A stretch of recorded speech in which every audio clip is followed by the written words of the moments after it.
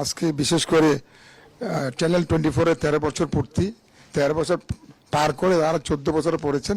এই 13 বছরে বিশেষ করে বাংলাদেশের বিভিন্ন ধরনের বিশেষ করে চট্টগ্রাম, যদিও আমার ভাই বলেছেন এটা বাণিজ্যিক রাজধানী, কিন্তু আমি এটা মনে করি একটা বন্দর নগরী।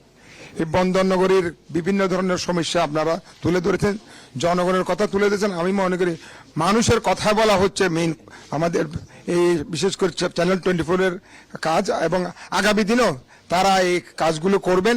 এবং এই 13 বছর যেহেতু পূর্তি অনুষ্ঠানে আমি সকল মানে বিশেষ করে 24-এর কলা কৌশলী আমার সাংবাদিক ভাইরা এবং যারা এই এটার সাথে জড়িত আছেন সকলকে শুভেচ্ছা জানাচ্ছি এবং ম্যানেজমেন্টকে শুভেচ্ছা জানাচ্ছি। এবং আশা করি আপনারা অতীতে যে ধরনের কর্মকাণ্ড করেছেন, জনগণের সেবা করেছেন, এবার নিউজের মাধ্যমে পজিটিভ নিউজের মাধ্যমে এই বাংলাদেশের বিশেষ করে আরও কাজ করবেন, বাংলাদেশকে এগিয়ে নিয়ে যাবেন, সেটা আমাদের প্রত্যাশা।